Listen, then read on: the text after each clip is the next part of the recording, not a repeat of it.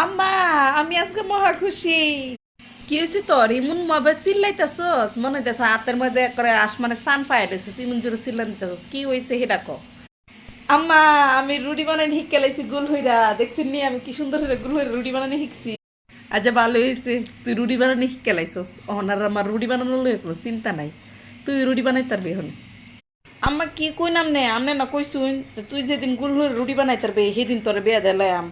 On আমি গুলো রুটি বানাইছি আপনারা খাওয়ানোর লাগে না। আমি জামার বাড়িতে জামার বাড়ির মানুষেরা রুটি বানাই খাওয়াইম। জামার বাড়ির ভাত তো সুজা না।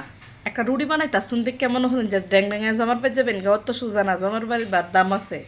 এই এক রুটি বানানো দিয়ে সারা জীবন আমরা জামার বাড়ি টিকে থাকতেন না। দেরি আছে।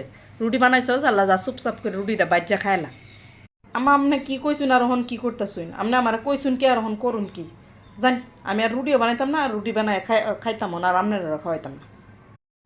আজাইরা আলাপ একটা রুটি বানাইতেছে বানাইছে আম্মা, আমি একটা গোল রুটি বানানি শিখে লাইছি, আমার বিয়া দিয়ে দাও। অত সুজা বিয়া, অত সুজা। রং রং মনে হরে বিয়ারে।